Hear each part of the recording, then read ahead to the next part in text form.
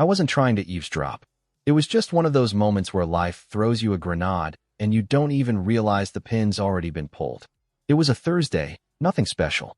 The kind of day where you float through work in a daze, come home, maybe have some wine, and talk about what takeout sounds best. I had just walked in from a late meeting, my laptop bag slung over my shoulder, and Madison was in the kitchen, on a call.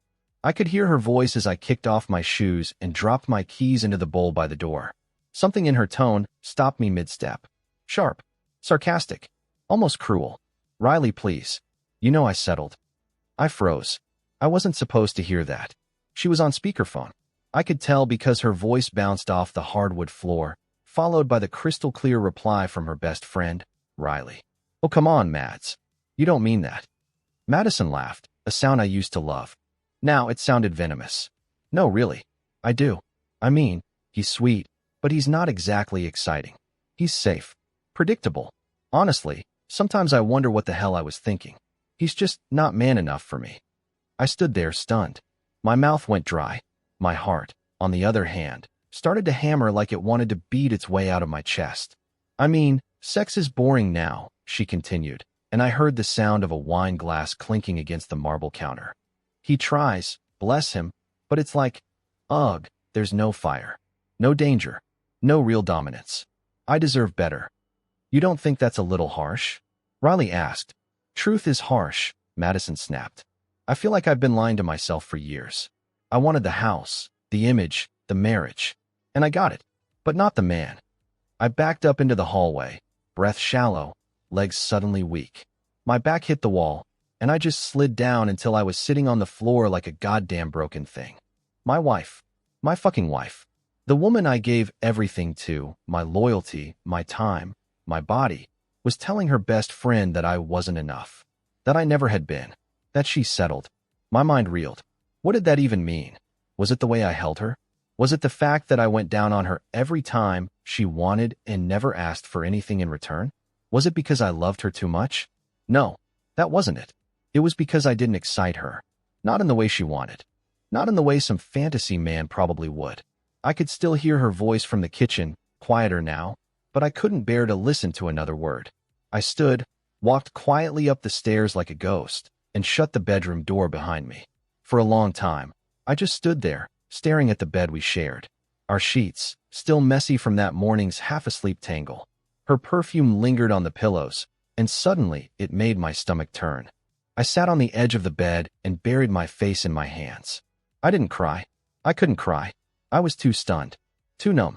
It felt like being in a car crash where the airbag doesn't deploy and the windshield cracks right into your soul. I wasn't ready to confront her. Not yet.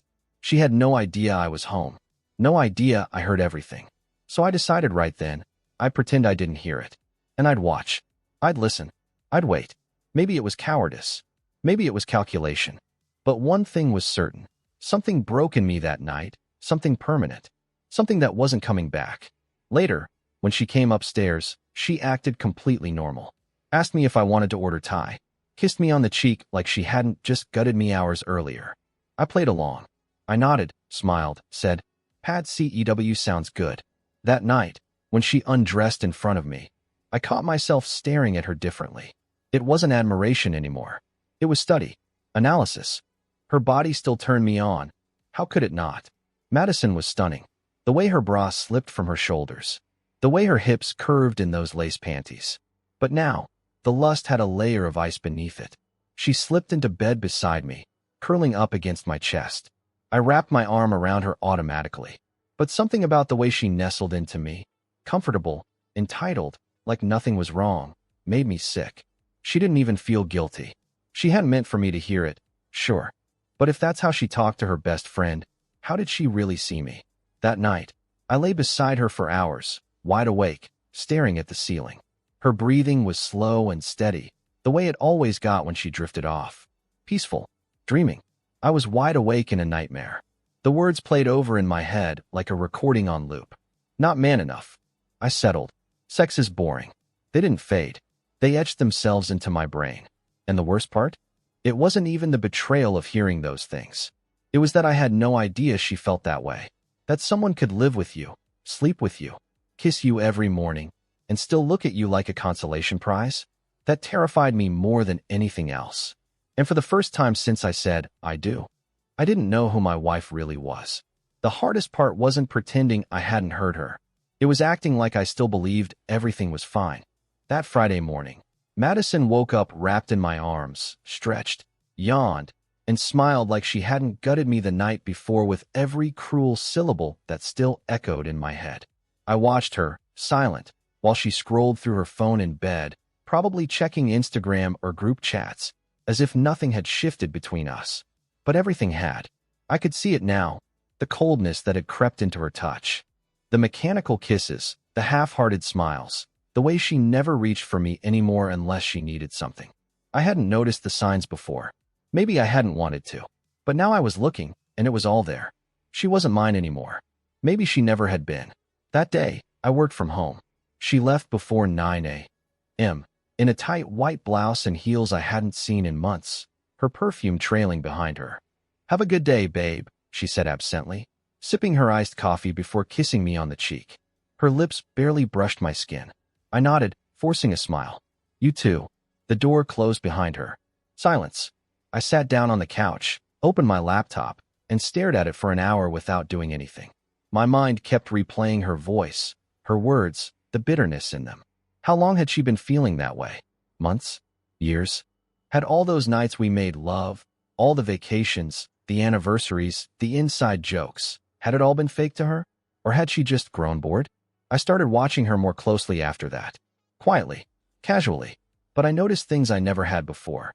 Like how she always kept her phone screen tilted away from me now.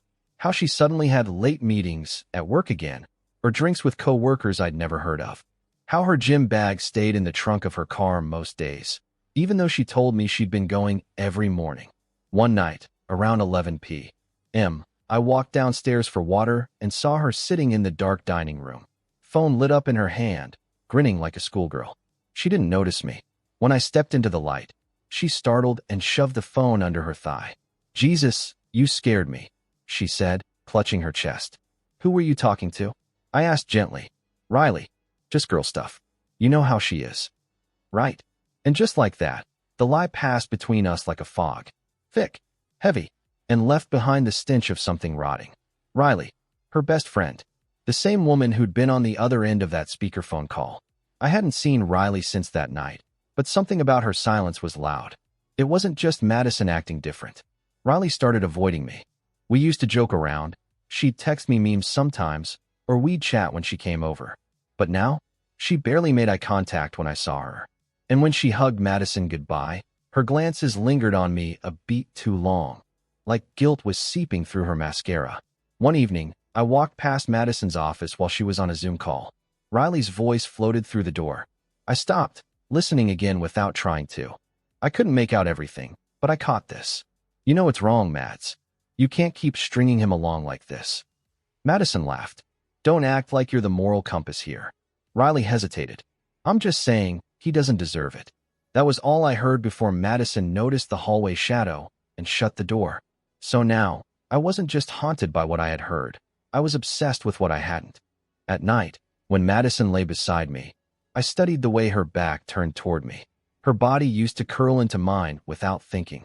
Now it was like magnets flipped the wrong way, her warmth retreating into a world I was no longer allowed to enter. Even the sex changed. We weren't having it often, and when we did, it was distant, like she was somewhere else. Her eyes closed too quickly. Her moans sounded rehearsed.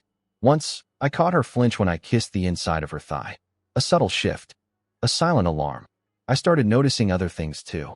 Her lingerie drawer had new additions I hadn't seen her wear. She had new bras, silk ones, with details she never picked for me.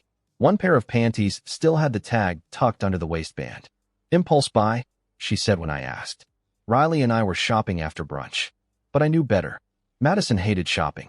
I didn't need proof. I had the truth already, didn't I? But proof was what I began looking for. The distance between us grew like a chasm. And yet, I kept pretending, smiling, making dinner, asking about her day, all while a storm brewed quietly beneath my ribs. The worst part? I still loved her. Even knowing what I knew, I still wanted to fix it. Still wanted to reach across the bed and hold her. Still wanted to believe there was a version of us where she came back to me. But she was already gone. And Riley? Riley became the wild card in all of this. Because every time I saw her now, her eyes looked sad. Like she wanted to say something but couldn't. She still came around occasionally, usually with a bottle of wine and fake laughter. But she never stayed long. And she barely spoke to me unless Madison was in the room. Once, after Madison stepped into the kitchen, Riley lingered by the door. She looked at me, really looked at me, for the first time in weeks, and her lips parted like she was going to say something. But then she didn't. She just whispered, "I'm sorry," and followed Madison out. I stood in the hallway long after the door shut behind them, staring into the silence, wondering what exactly she meant. But I knew, and it was only a matter of time before the dam broke. It happened on a Wednesday night. One of those forgettable midweek evenings where the house is quiet, the wine's been poured, and I'm sitting on the couch with the TV remote in hand, pretending to watch something I won't remember tomorrow. Madison was working late again. That phrase had become her shield. Unquestioned, convenient, and emotionally bulletproof. I didn't bother texting her anymore when she ran late. The lies came so effortlessly that watching them pile up just exhausted me. It was nearly 10:47 p.m. when my phone buzzed beside me. At first, I didn't check it. I figured it was an ad, or maybe one of those spam texts from some fake airline scam. But when the buzz came again, 3 short bursts, I picked it up. The name on the screen made my stomach twist. Riley. I stared at it for a second. We hadn't texted each other in weeks. Not since that night. The night I overheard Madison on speakerphone trash-talking me like I was an unfortunate mistake she couldn't return. I opened the message. "Can we talk? Please." I know what she said. And "she doesn't deserve you." I read it twice, then 3 more times. My pulse thumped in my ears. Riley knew. She wasn't just feeling guilty. She knew I'd heard Madison. I didn't reply immediately.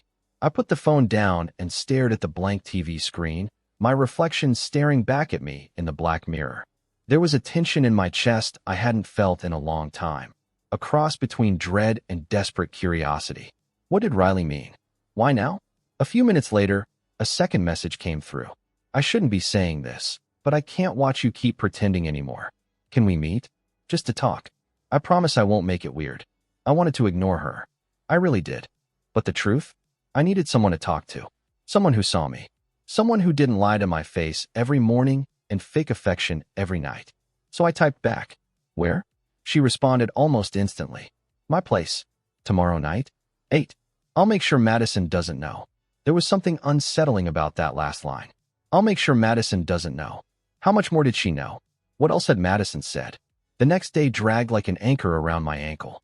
I went through meetings at work like a zombie, nodding at project updates I didn't hear, clicking through emails without reading them. I didn't even eat lunch. Just drank 2 coffees and sat in my car for a half hour thinking about all the ways this could go wrong. By the time 8 p.m. rolled around, I was parked outside Riley's apartment, hands gripping the steering wheel, wondering what the hell I was doing. Her apartment was quiet, tucked behind a row of boutique buildings just off Jefferson Avenue. I'd been there once before for a wine night Madison had insisted I attend. That night felt like it belonged to another lifetime. I knocked twice. When she opened the door, she looked different. Less makeup, hair pulled back. She was wearing a loose sweater and leggings, barefoot, holding a glass of wine like she'd been pacing with it. "Hey," she said, her voice soft, nervous. "Hey." She stepped aside, letting me in. The apartment smelled like vanilla and eucalyptus. Warm. Comforting. Her couch had a throw blanket folded neatly over the back, and a small candle flickered on the coffee table. "I wasn't sure you'd come," she said, sitting down slowly. "Neither was I admitted, sinking into the chair across from her. There was a pause. She sipped her wine. I watched the candle dance in the dim light. "I heard you," she finally said. "That night. I didn't think you were home." I swallowed hard. "I didn't mean to listen." "I know." She looked up, eyes glassy. "But I'm glad you did." That caught me off guard. "Why?" "Because maybe now you'll stop blaming yourself." I stared at her. "What does that mean?" Riley set her wine down. She leaned forward, elbows on her knees. Her voice dropped. "She's been different for a long time. You know that. But you kept trying. You never stopped loving her. Even when she stopped showing up." I tried to tell her, "Jack. I really did." "You talked to her about this?" She nodded slowly. More times than I can count. I told her she was being cruel, that what she was doing to you was selfish and wrong. I felt my chest tighten. So she has been cheating. Riley hesitated. I don't have screenshots or photos. But yes, I believe she has. And not just emotionally. There's someone else. I don't know who. She won't admit it. But she's been lying to both of us.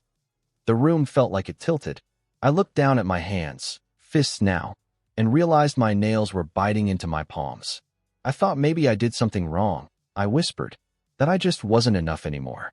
No, Riley said sharply, her voice laced with anger. Don't ever say that again. You are more than enough. She's just broken, and she doesn't know what she wants.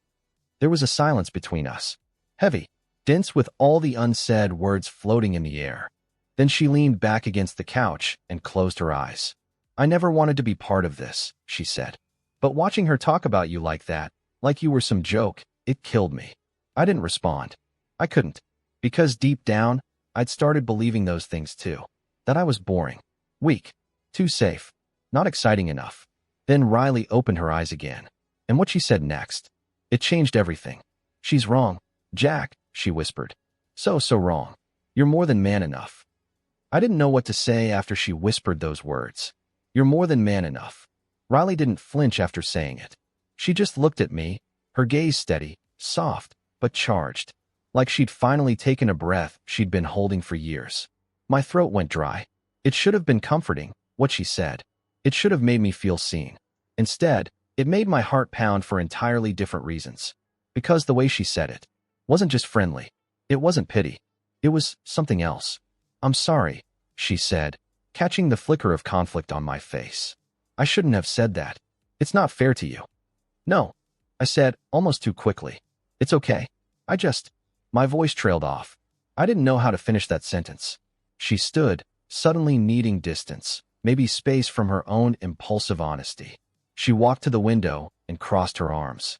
The city outside was quiet, blurred behind a thin veil of rain that had started while we were talking. Streetlights glowed like dying embers on wet pavement. I didn't invite you here to make things more complicated, she said. I just wanted to tell you the truth. Because you deserve to know it. You deserve to stop living in the dark. I appreciate that. She turned back to me, her lips pressed together. But there's more, she said. What do you mean? Her fingers gripped the window frame. She's not just been distant. She's been mocking you, Jack. Laughing about how she's got you wrapped around her finger. How she could do anything and you'd never leave. I looked away, jaw clenched. And the worst part, Riley continued, her voice softer now, is that she says these things like it's funny. Like hurting you is just part of some game she's playing. My stomach twisted. I didn't know if it was from disgust or rage or something else entirely, but the air in Riley's apartment suddenly felt thick. Too warm. I stood and paced slowly toward the kitchen, needing to move, to do something. She wasn't always like this, I said, almost to myself. No, Riley said. But she's been like this for a long time. I turned to face her. She was still watching me, still seeing me in that way Madison never did anymore. Not with judgment, not with manipulation, just honesty, maybe even longing. I walked closer. She didn't move. I don't know how to react to any of this, I said. You're allowed to feel however you need to feel. I should be angry. You are angry. You've just been holding it in so long you don't even recognize it anymore. There was a beat of silence. Her eyes searched mine, then dropped to my chest, to the rise and fall of my breath. When she looked back up, she didn't say a word. She just stepped closer, so close I could feel the warmth of her body. Her hand came up, hesitant at first, and rested gently against my chest. Jack, she whispered, her voice trembling now. She's wrong about you. You are everything. You just gave it to the wrong person. I didn't know when I stopped thinking. Maybe it was the moment her hand touched me. Maybe it was the moment I realized how long it had been since someone looked at me like that, like I was wanted, like I was a man worth desiring.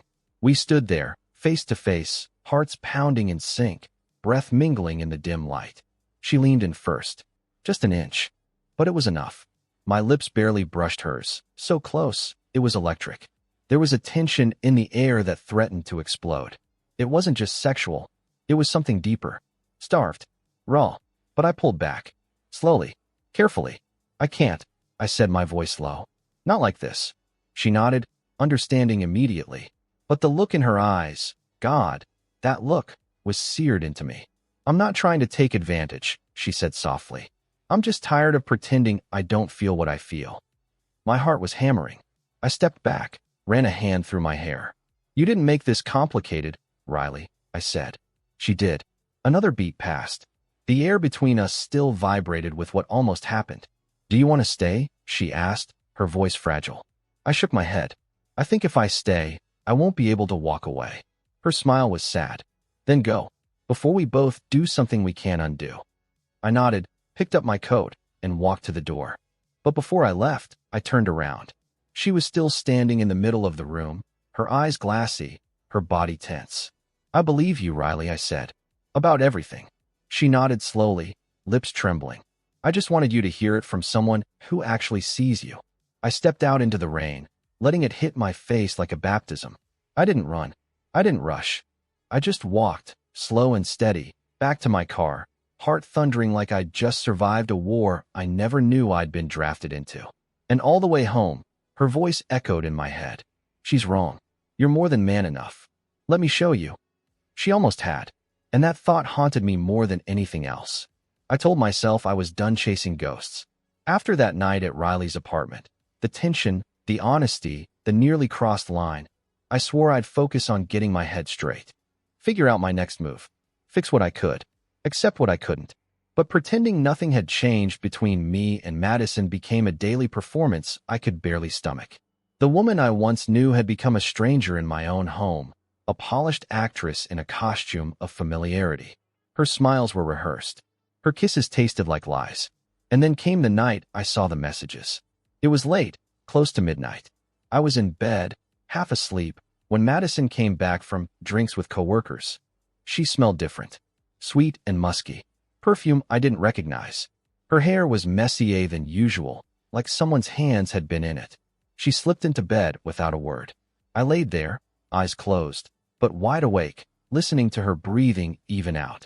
When I finally turned over, she was curled away from me, her phone still in her hand, the screen softly lit. I don't know what made me do it. Curiosity? Pain? The need for certainty? All I know is I waited until her breathing settled into the rhythm of sleep. Then I gently lifted the phone from her hand. She hadn't closed out of her texts. The screen glowed with a thread of messages from a contact saved as J. Tonight was amazing. You always know what I need. I still can't believe your husband doesn't suspect a thing. You coming next weekend too? I'll bring the wine. You bring the thighs. I felt something inside me unravel. Every part of me wanted to wake her up, scream, throw the phone against the wall, demand answers, demand something. But I didn't. I put the phone down slowly, turned off the screen, slid out of bed, and sat on the floor in the dark like a man trying to stitch himself back together. This wasn't just emotional distance anymore. This was real, concrete, physical betrayal. She was cheating, and worse, she thought I was too dumb to notice. The next morning, I didn't say a word about the texts. Instead, I watched her, watched how she hummed to herself while making coffee, watched how she danced around questions about her evening. I asked casually, "Who's Jay?" She didn't even blink. "Oh, just someone from the marketing team. We were talking about the holiday campaign." Liar. I studied her closely. There wasn't a trace of shame in her voice. No guilt. No hesitation. She really believed she could keep getting away with this. So I didn't push. I didn't fight. I just disconnected. That day at work, I found myself staring out the window more than usual, thinking about Riley. Her words.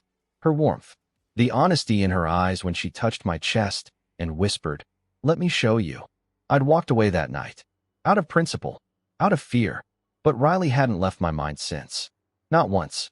When her name lit up my phone the following evening, I didn't hesitate. "You okay?" That was all she said. 3 words. A lifeline. I replied, "No, but I'm getting there." She didn't ask what happened. Maybe she didn't need to. "Want to talk?" I hesitated. Then typed, "Only if I can see your face." We met that night. Neutral ground. A quiet rooftop bar that overlooked the city skyline. Low music, soft lighting. Just enough distance from the rest of the world to pretend it didn't exist for a little while. She wore a black sweater dress that hugged her in all the right ways. Her hair tied back loosely, lips bare. No makeup. No armor. Just Riley. Real, present, raw. I didn't pretend to make small talk. I told her everything. The texts, the lies, the sinking feeling that I'd been a background actor in my own marriage for years. She listened without interrupting, just held her wine glass and watched me with eyes that understood too much. When I finished, she reached across the table and placed her hand on mine. "You didn't deserve any of this," she said. "And I hate that she made you question your worth." The contact of her hand was grounding. Her touch was soft, steady, a silent kind of affection that didn't ask for anything back. "I don't even know who I am anymore," I admitted. "You're still him," she said. "You're still you." She just stopped seeing it. "That doesn't mean it disappeared." There was silence for a moment. Then she whispered, "I never stopped seeing it." That line, those 6 words, settled over me like a breath of warm air in the middle of winter. Something in me shifted. I leaned forward. She didn't move. Her lips parted ever so slightly. Her eyes flicked down to my mouth, then back up. I kissed her. There was no crash, no fireworks. It wasn't explosive. It was slow, deep, honest. The kind of kiss you feel behind your ribs. And in that moment, I wasn't thinking about Madison, or revenge, or even betrayal. I was thinking about what it felt like to finally be wanted. It didn't feel like a betrayal. Not at first. Not when Riley's lips were soft against mine. Not when her hand slid to my jaw and her thumb stroked just beneath my ear. Not when the world disappeared and all that remained was the weight of years lifting off my shoulders. That kiss, it was the first time in years I didn't feel invisible. We didn't rush it. There was no urgency, no drunken stumbling toward some impulsive mistake. When we finally parted, our foreheads stayed pressed together, breathing the same shaky air. Her fingers rested on my chest, and I realized my heart was thundering beneath them. "I've wanted that for so long," she whispered. I didn't ask how long. I didn't want to know. I could see it in her eyes. This wasn't new for her. It wasn't about comfort or guilt or spite. It had weight. It had history, and I was only now seeing what she'd carried silently for years. "I shouldn't be here," I said. "But you are." The truth of it settled between us. I didn't leave right away. We walked. Her apartment wasn't far, and neither of us wanted to go back to reality just yet. The rain from earlier had dried up, leaving the sidewalks glossy under the streetlights. Every step felt dangerous. Every brush of her hand against mine sent sparks racing up my arm. When we got to her building, we hesitated at the entrance. She looked at me, unsure. "You don't have to come up," she said. "I didn't bring you here for that. But I wanted to. God help me, I wanted to." She unlocked the door, and I followed. The elevator ride was quiet. Not awkward, just heavy with anticipation. By the time we stepped into her apartment, my nerves were fraying. She poured us both a drink, but I barely tasted mine. She stood in front of the window, glass in hand, her silhouette framed by the city lights. "I used to imagine this," she said softly. "Not like this exactly, but close." I stepped behind her, close enough to feel the warmth of her back against my chest. She turned, slowly, and looked up at me. "I know this is messy," she said, "but I need you to know this isn't about her. I'm not doing this to prove anything. I'm doing this because I see you. I always have." And just like that, the space between us disappeared. We kissed again, longer this time, deeper, with need that had been buried under years of silence. When she pulled me toward the bedroom, I didn't resist. She undressed slowly, not like Madison used to, performative, teasing, calculated, but naturally, genuinely. She let me see her, all of her, no lights off, no hiding. And when I touched her, when I laid her down and moved between her thighs, it didn't feel like something forbidden. It felt like coming home to a place I never knew I'd left. Her body responded to mine in ways I hadn't felt in years. There were no games, no routine, no forced moans or exaggerated movements. Riley touched me like she wanted me, every inch, every breath. She clutched at my back, pulled my mouth to her collarbone, whispered my name like it meant something. I hadn't heard my name like that in so long. When I sank into her, we both let out a sound that wasn't just desire, it was relief. Like something finally clicked into place. She moved with me, not beneath me. She met every thrust, every kiss, every moment with heat and honesty. Her legs wrapped around my waist, holding me close, and when she came, it wasn't performative. She didn't fake a thing. Her body trembled against mine, her hands in my hair, her breath hot against my ear. And when I followed her, it wasn't just sex. It was something else. something I didn't know I'd been starved for. Afterward, we lay tangled in the sheets, breathing hard, our bodies still slick with sweat. She rested her head on my chest, one leg draped over mine. No words, just the quiet beat of two people who knew something had changed forever. Finally, she broke the silence. "I loved you before she ever married you," she said. "I never told you. I never got the chance." I didn't move. I didn't speak. I just listened. "She used to talk about you like a prize. Like you were some trophy she'd snatched before someone else could. And when she told me she was dating you, I swallowed it. I told myself it didn't matter. That she was happy, and that was enough." I turned to face her. "Why didn't you ever say anything?" "Because I thought she loved you. I thought maybe, if I stayed in her life, I could still be close to you in some way, even if it killed me." She smiled, sadly. "But then I saw how she treated you, how she slowly chipped away at you, and I started hating myself for staying silent." I brushed a strand of hair from her cheek. "You were never the problem, Riley." She shook her head.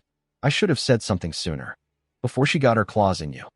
"You think I would have picked you instead?" She met my gaze. "I don't know, but maybe you'd be happier." I didn't respond. Because the truth? She might have been right. By the time I got home from Riley's apartment the next morning, the guilt had started to gnaw at me.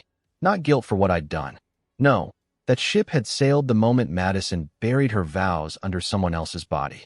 This was something deeper. Not shame, just sadness. Sadness that I had to hide something that felt more real than anything I'd shared with my wife in years. When I walked through the front door, Madison was already in the kitchen, sipping her usual iced coffee like she hadn't spent the night God knows where. Her hair was curled, makeup flawless, wearing a tight green blouse she definitely hadn't worn for me. "Did you go for a run or something?" she asked without looking up from her phone. "Something like that." She didn't press. She never did. She was too busy keeping her own secrets. Over the next week, I stopped trying to pretend. I didn't confront her, not yet, but I started paying attention. Not just to her excuses, but to her timing, her phone habits, the lies she barely bothered to polish. Every time she told me she had a team dinner or a late campaign meeting, I tracked the hours. I noted the changes in her scent, the way she'd leave wearing flats and return in heels. She started showering before coming home, not after. She no longer kissed me goodnight. She simply curled away and scrolled her phone until she fell asleep. Once, she left her purse on the kitchen counter while she was in the bathroom. I wasn't proud of what I did next, but pride was a luxury I couldn't afford anymore. I opened it and found a small box of condoms shoved inside a zippered pouch. Madison had been on birth control for years. We hadn't used condoms since our first few dates. That was proof enough. She wasn't just cheating. She was careful about it. Strategic. Comfortable. She thought I was oblivious. She thought I was weak. The thought didn't make me angry. It made me cold. Numb. Like all the warmth I'd ever felt for her had been scraped away, layer by layer, until all that remained was indifference. And when you stop loving someone, you also stop fearing their judgment. So I started talking to Riley more. Not just late-night texts, but real conversations. Vulnerable ones. The kind that built slowly, with truth instead of manipulation. She made me laugh again.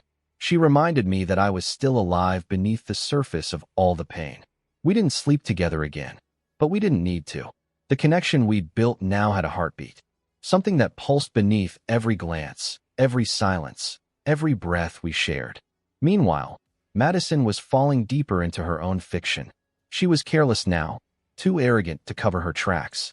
One evening, I came home early from work and found her in the backyard on the phone. She didn't see me through the kitchen window. I didn't catch the entire call, but I heard just enough. "You make me feel alive in ways he never could." I know, but he's still useful.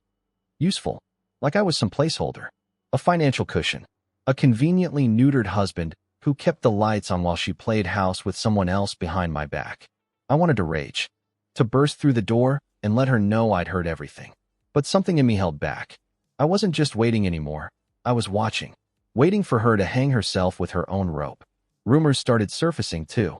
A friend of mine, Kevin, who worked at a nearby firm, texted me out of nowhere one afternoon. "Hey, not sure if I should say this, but I saw Madison at the wine bar on 9th last night. She wasn't alone." I played dumb. Was she with coworkers? Doubt it. The guy had his hand on her thigh. Definitely didn't look like a team-building event. I stared at the message, thumb hovering over the reply. Thanks for letting me know. I didn't need the confirmation anymore. I already knew. But hearing it from someone else? It added fuel to a fire I'd kept on simmer. One night, after another one of her mysterious late arrivals, I met her at the door. She smelled like whiskey and sex, neither of which she'd shared with me in months. How was the meeting? I asked flatly. She blinked. Exhausting. The client's a nightmare. Did the nightmare put his hands on your thighs, or just the small of your back? Her expression barely changed, just a slight flicker of annoyance. What's that supposed to mean? I shrugged. You tell me. She rolled her eyes. You're being dramatic. No, Madison, I said, voice cold. I'm being observant. She walked past me without another word, and I let her, because I wasn't ready to confront her yet. Not until I had everything. A few nights later, Riley called me out of the blue. Her voice was tight, hesitant. There's something you need to know. What now? I asked, already tired. I didn't want to say this, but Madison's been telling people that you're the one holding her back, that she's only with you because you're safe. My jaw tightened. She said worse. She also said you'd never leave her, that she could do anything she wanted and you'd just stay. I didn't respond. She laughs about it, Jack, Riley said, voice shaking. Like you're some spineless joke of a man who doesn't even realize he's being played. I closed my eyes. Inhaled deeply. That's not the worst part, she added. There's more. I told her to stop. I begged her to. I told her she was being cruel. And she laughed at me, too. Silence. Jack, she said I could never steal you away. That no matter what, I'd always just be her pathetic, jealous friend. That did it. Something snapped inside me. Not rage. Not despair. Just clarity. Thanks, Riley, I said. I needed to hear that. What are you going to do? I smiled, but there was no warmth in it. I'm going to show her just how wrong she's always been. Riley didn't call again after that night. I think she knew I needed space. Or maybe she needed it, too. Either way, her words kept echoing through me. She said I could never steal you away. That wasn't just arrogance.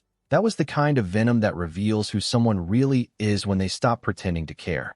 Madison had no idea I was already gone, already unraveling everything she thought she'd sewn up tight.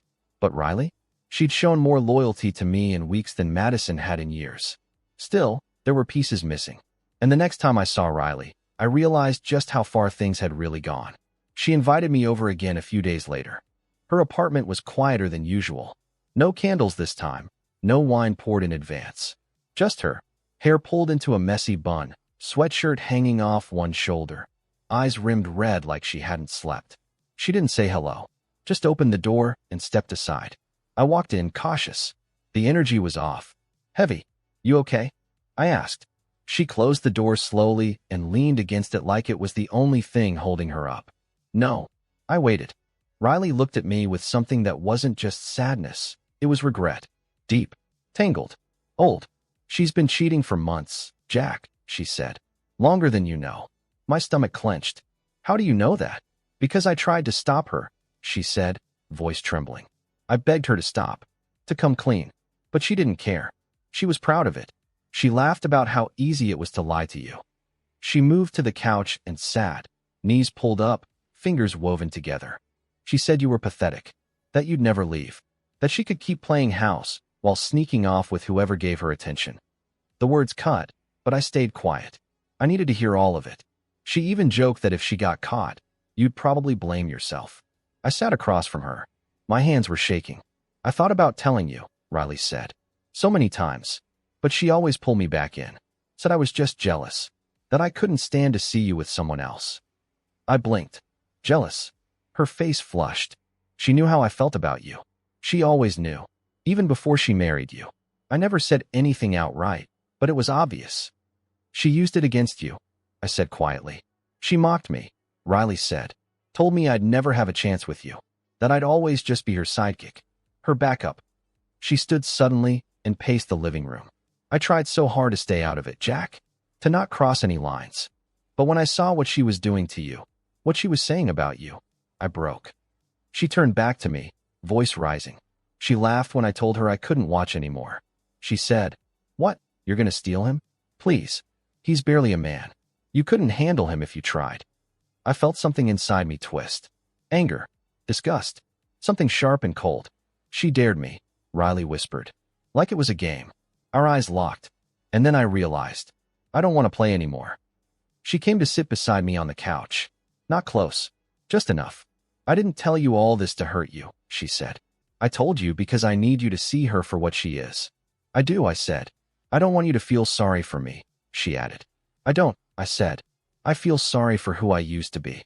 We sat in silence for a long time. Then Riley said something I wasn't expecting. She didn't start the affair because you failed her. I looked at her. She started it because she failed you. Because she got scared. She didn't know how to be loved by someone who didn't make her feel disposable. I let that sink in. It made sense, in a twisted way. Madison had always chased chaos. She liked the high of being wanted more than the comfort of being loved. I was going to tell you everything sooner, Riley continued. But I kept thinking, what if I'm just making it worse? You didn't. She looked down. The night you kissed me, it meant something. It did. Her eyes met mine. Then what do we do now? That was the question, wasn't it? Later that night, I sat in my car outside our house for nearly 20 minutes before going in. Madison was curled up on the couch, wine glass in hand, wearing nothing but one of my old t-shirts like she hadn't just spent months betraying me. Hey, babe, she said, eyes glued to the TV. I didn't reply. I watched her for a moment, studied the way she tucked her legs under the blanket, the fake ease in her body. She thought I was still clueless, still hers. It was almost laughable. Where were you? She asked casually. Out, I said. With who? Does it matter? She looked at me then. Really looked. There was a flicker of tension in her eyes. A crack in the facade. And I realized something. For the first time in a long while she was worried. Good. Let her feel that. Let her wonder. I didn't sleep in bed that night. I took the guest room. She didn't follow. The next morning, she didn't ask why. She just kissed me on the cheek, told me she had to run to the gym, and left without waiting for a response. 10 minutes later, I got a text from Riley. I told her I was done. I stared at the screen. How'd she take it? Called me a traitor. Said I'm dead to her. Another message followed immediately after. I don't care. And that, more than anything, told me what I needed to know. Madison's house of lies was starting to collapse. And Riley? She'd finally walked out before it crushed her. I didn't sleep the night before. Not a minute. I lay there in the guest room, staring at the ceiling, the silence screaming louder than any fight ever could. I wasn't anxious. I wasn't even angry anymore. Just resolved. This had to end. Madison had built a throne of lies and arrogance, and for too long, I let her believe I was too weak to knock it down. But now I had everything: truth, evidence, strength, and something she never expected me to find again: self-respect. That morning, she breezed into the kitchen wearing gym tights and a too-tight sports bra, makeup already on, hair done up like she was meeting someone more important than a treadmill. Morning, she chirped, pouring her protein shake. I didn't say a word. She glanced at me, brows raised. You're in a mood. I nodded slowly. Yeah, you could say that. She leaned on the counter, sipping through a straw. Look, if this is about the whole guest room thing, I figured you just needed space. It's fine. Everyone hits rough patches. I tilted my head. Is that what this is? A rough patch? She smirked, clearly amused by my tone. Don't be dramatic, Jack. You've been all broody and distant lately. I stepped closer. You know, it's funny. I've been thinking a lot about that. She arched a brow. About what? About what you think I am. Or rather, what you've convinced yourself I am. Her smile faltered. Just slightly. Okay, what's this about? I heard you. She blinked. Heard me. That night. Speakerphone. You were talking to Riley. You didn't know I was home. Her face paled like I'd flipped a switch. I continued, calmly, every word deliberate. I heard every word you said. About how I'm not man enough. About how you settled. About how you deserve better. She opened her mouth, but nothing came out. You called me a placeholder, I said. A safety net. Something to keep you warm while you chased chaos. Her lips parted. Jack, wait. Don't, I said sharply, holding up a hand. Don't insult both of us by pretending it was taken out of context. She stood frozen now, exposed. You lied to my face for months. You came home reeking of sex and cheap whiskey and expected me to just smile and pretend not to notice. Her voice finally returned, shaky. I didn't mean it. I was venting. Stop. I stepped closer, inches from her now. You meant every word. And you've been cheating on me for months. Her eyes widened. You went through my phone? No, I said. You were just sloppy. She backed away slightly, wrapping her arms around herself. I was going to tell you. No, I snapped. You were going to keep using me. You never planned to tell me. You didn't think you had to. Her eyes narrowed now, switching tactics. Oh, so what? Now you're a victim? Come on, Jack. Grow up. Marriages go through things. People make mistakes. I laughed. A bitter, disbelieving sound. You didn't make a mistake. You made choices. Repeatedly. And the worst part? You mocked me to your best friend while doing it. That's when she tried to flip it. You've changed, she said. You've been cold. Distant. Maybe if you'd actually touched me once in a while, I wouldn't have. Don't. My voice cut the air like a blade. You cheated. You lied. You laughed in my face. And now you want to blame me? She went quiet. I could see the wheels turning behind her eyes. The panic slowly blooming. You always said you wanted a strong man, I said. Well, here I am. Strong enough to walk away from you. Her face went white. You're leaving me? I already did, I said. The second I realized who you really are. She stared at me, eyes glossing over. Wait, you can't just leave. I can't, I said. And I will. Jack, she reached for me. I stepped back. I packed a bag. I'll be gone today. Tears filled her eyes, but I didn't trust them. Not after everything. You're really doing this? She whispered. Yes, I said flatly. Because I deserve better. Her jaw trembled. Is this about Riley? I didn't answer. Her voice turned venomous. She's been in love with you since the beginning. You know that, right? She was always pathetic. No, I said calmly. She was always honest. Something you couldn't be even when the truth was staring you in the mirror. She laughed bitterly. You're making a mistake. I already made it, I said. I married you.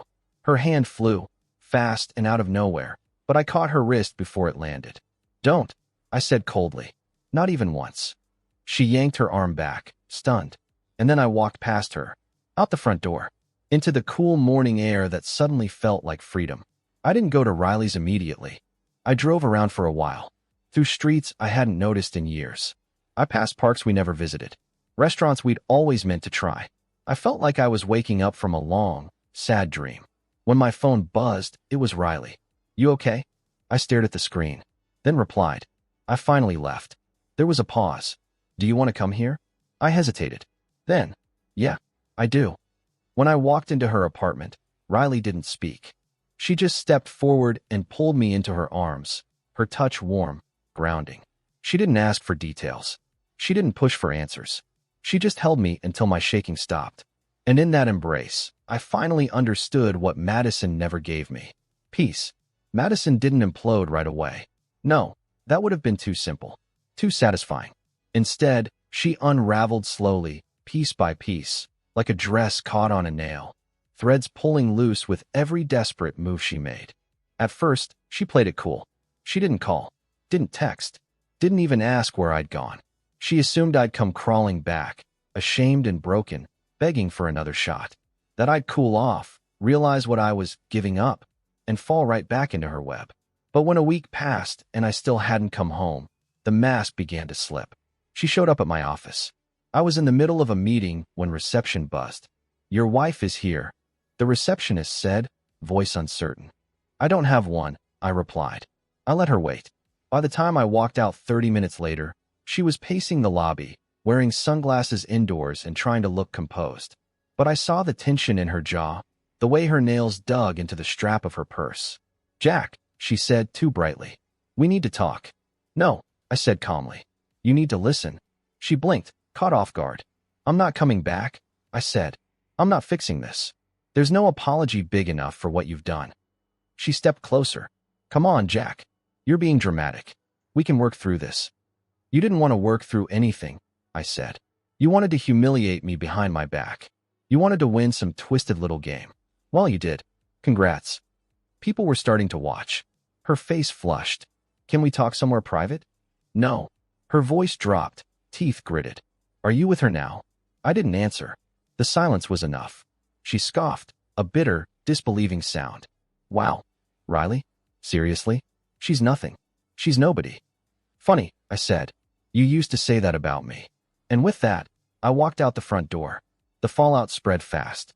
Madison didn't realize how small her world really was. The same people she used to gossip with, brag to, mock me in front of, they didn't have her back when the truth came out. Turns out, people like loyalty and respect. Two things she never gave to anyone, not even her friends. I didn't need to tell anyone. I didn't leak screenshots or air her dirty laundry. But Riley? She didn't protect her anymore. She stopped sugarcoating. When people asked why the two of them no longer spoke, she told them the truth. She cheated on him for months. She laughed about it. She treated him like trash. I couldn't be part of it anymore. Word spread. The Instagram captions turned vague and angry. Madison started posting solo wine selfies with melodramatic quotes like, "Sometimes you outgrow people." That's growth, not betrayal. Her friends? One by one, they faded. The ones who'd always been two-faced vanished first. The loyal ones stayed quiet, embarrassed they hadn't seen through her sooner. Then her affair partner ghosted her. I didn't know his name until Riley told me. Some guy from her marketing firm. Young, cocky, engaged at the time they started hooking up. Apparently, once Madison's marriage ended, he realized she wasn't as exciting as he'd imagined. She wasn't a fling anymore. She was a liability. A mess. A woman unraveling with no exit plan. He stopped texting, blocked her, quit the firm a week later. And Madison? She lost her mind. It started with the texts. "We need to talk. I never meant to hurt you. You can't seriously throw everything away over one mistake. Jack, please. She'll never love you like I did." I ignored them all. So she tried calling.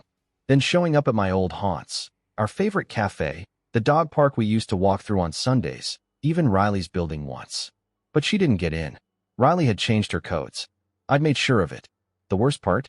Madison didn't want me back because she loved me. She wanted me back because she lost. Because I walked away before she could destroy me completely. Because I found someone who saw me, believed in me, loved me, not out of convenience, but because she chose me. Madison never believed I'd leave. She underestimated what pain does to a man when it simmers instead of explodes.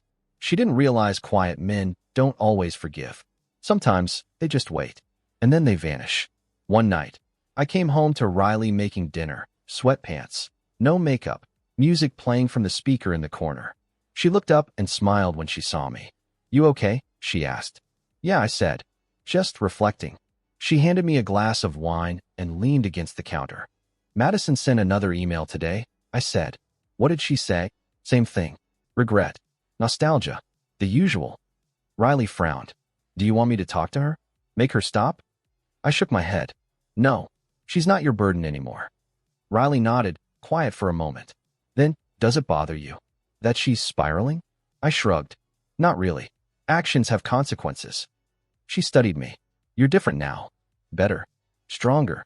I stepped forward and kissed her forehead. "You helped me get here." She smiled against my chest. "I didn't do anything you couldn't have done yourself." I pulled her closer.